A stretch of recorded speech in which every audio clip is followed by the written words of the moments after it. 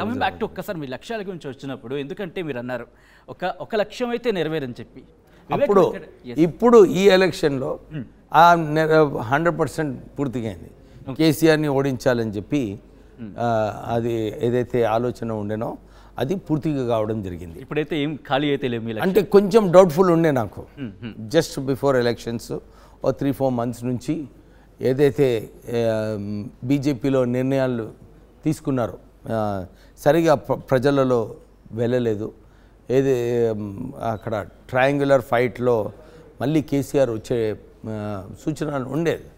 కానీ నేను కూడా బీజేపీలో అప్పుడు ఉన్నప్పుడు చాలాసార్లు చెప్పినాను, ఇలా ఉంటే మళ్ళీ కేసీఆర్ వస్తాడు, మనము ఇంకా అప్రోచ్ చేంజ్ చేసుకోవాలి, ఇంకా వేరేగా వెళ్ళాలని చెప్పి చాలాసార్లు చెప్పడం జరిగింది. కానీ నాకు అల్టిమేట్లీ బీజేపీది మెయిన్ ప్లాంక్ కేవలం కాంగ్రెస్ని ఓడించాలి అని చెప్పి వాళ్ళ ఆలోచన ఉండే. అంటే నాకేమనిపించింది, కాంగ్రెస్ని ఓడించాలంటే ఓకే, ఎవరు బీజేపీ పవర్లో వచ్చే ఆ టైంలో అలా పరిస్థితులు కనబడలేదు. సో ఎవరి కోసం పనిచేయాలి, మనము కేసీఆర్ కోసం పనిచేయాలని చెప్పి నేను అప్పుడు ఆ నిర్ణయం తీసుకోవాల్సి వచ్చింది. That's why I shifted to Congress and seen that KCR loses. Okay, continue చేద్దాం. ఒక ఇంట్రెస్టింగ్ డిస్కషన్. నాతో పాటు మా ఎడిటోరియల్ టీం కూడా రెడీగా ఉంది క్వశ్చన్స్ అడగడానికి. ముందుగా మౌళి గారు. వివేక్ గారు, ఈటెల రాజేందర్ని బీజేపీలోకి మీరే తీసుకొచ్చారు స్వయంగా.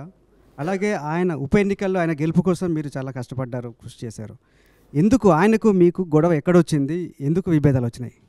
అంటే అందరూ బయట మాట్లాడుకుంటూ ఉంటారు ఏమని, రాజకీయాలలో మనుషులను వాడుకొని వదిలేసేయాలని చెప్పి చాలామంది అనుకుంటుంటారు. నాకు ఒక ఎక్స్పీరియన్స్ కేసీఆర్తో కూడా అయ్యింది. అది వీళ్ళందరూ ఒకటే స్కూల్ ఆఫ్ పాలిటిక్స్ అన్నమాట. వాడుకొని వదిలేసే పాలిటిక్స్ యూజ్ చేస్తూ ఉంటారు. ఈటెల రాజేందర్ కూడా గెలిచిన తర్వాత ఓన్లీ మా హనీమూన్ కేవలం 1 week 10 days అయింది. 1 week 10 days ఉండే. దాని తర్వాత ఈటెల రాజేందర్ గారు ఇగ్నోర్ చేయడము ఇవన్నీ కూడా చేయడం జరిగింది. ఈ పబ్లిక్లో మాట్లాడుకోవడము అంటే కాదు. ఇన్సిడెంట్ ఎక్కడన్నా ఈ సంఘటనతో మా ఇద్దరి మధ్యలో చెడిపోయింది చెప్పడానికి సంఘటన ఏం లేదు. ఆయనే గొప్ప లీడర్ అనుకున్నాడు, మర్చిపోయినాడు. మేమందరం కూడా వారికి ఈ గెలుపులో సాయం చేసినామని చెప్పి మర్చిపోయి ఫోన్ కూడా చేయడం మర్చిపోయినాడు. సో ఇక రిలేషన్షిప్ ఏదైతే ఉందో, నార్మల్లీ నేను ఎప్పుడు కూడా రిలేషన్షిప్స్కి చాలా ఇంపార్టెన్స్ ఇస్తాను. ఏ పార్టీలో ఉన్నప్పటికీ కూడా అందరితో మంచిగా ఉండాలి, కలిసి ఉండాలని చెప్పి ఉంటుంది. ఫైట్ ఉన్నప్పుడు ఫైట్ చేస్తాము, పొలిటికల్ ఫైట్ ఉన్నప్పుడు పొలిటికల్లీ ఫైట్ చేయాల్సి వస్తుంది. కానీ రిలేషన్షిప్, పర్సనల్ రిలేషన్షిప్స్ మెయింటైన్ చేయడం చాలా ఇంపార్టెంట్. ఆయనకు నాకు అనిపించింది అది ఇంపార్టెంట్ లేదని వారికి. కానీ మీ ఇద్దరి మధ్యలో ఫైనాన్షియల్ ఇష్యూస్ ఉన్నాయి, దానివల్లనే విభేదాలు వచ్చినాయి అని చెప్పి అనుకుంటున్నారు. బయట చర్చ, మీ ఇద్దరు బయట కూడా కొంత గొడవ పడ్డారనే కూడా చర్చ జరిగింది. ఎంతవరకు నిజం? యాక్చువల్లీ మీరు ఆశ్చర్యపడిపోతారు, నేను ఇప్పటి వరకు ఫైనాన్స్ గురించి ఈటెల రాజేందర్ గారితో ఇప్పటివరకు అడగలేదు. నేను అడగను కూడా. ఆయన ఏదైతే అనుకున్నాడో, ఏదైతే సపోర్ట్ కావాలనుకున్నాడో, ఏదైతే నేను సపోర్ట్ చేశాను, అవుట్ ఆఫ్ ద వే పోయి, ఎలక్షన్ ప్రాసెస్ డిలే అయినప్పటికీ కూడా నేను అవుట్ ఆఫ్ ద వే పోయి నేనే అప్పులు మార్కెట్లో తీసుకురావడం జరిగింది. రైల్వే స్టేషన్లో కూడా నేను అడగలేదు. Money was not the issue at all.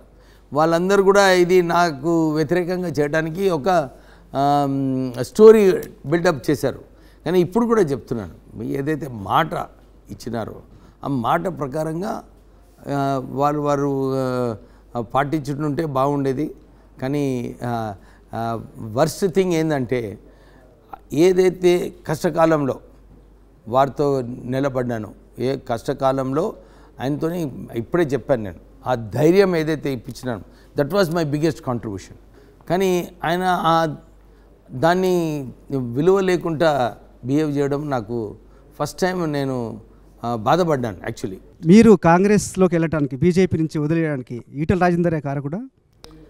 లేదండి, ఇక్కడ ఇప్పుడే ఇంతకుముందు చెప్పాను కదా, నాకు అనిపించింది BJP wanted Congress to lose. అంటే వాళ్ళకి కాంగ్రెస్ టు లూజ్ అంటే కేసీఆరే మళ్ళీ రావాలి. ఆ టైంలో ఏదైతే నిర్ణయాలు బీజేపీ తీసుకుందో అప్పుడు కవిత నాన్ అరెస్టు, సంజయ్ని పార్టీలోంచి పార్టీ పదవి నుంచి తీసేయడము, ఈటెల రాజేందర్ని ప్రమోట్ చేయడము, అంటే పార్టీ మళ్ళీ సత్తాలకు వచ్చే పరిస్థితులు కూలిపోయినాయి. సో దట్ మీన్స్ మనం బీజేపీలో ఉంటే మళ్ళీ కేసీఆర్ కోసం పనిచేసే పరిస్థితులు ఉండే. So I had to take a call.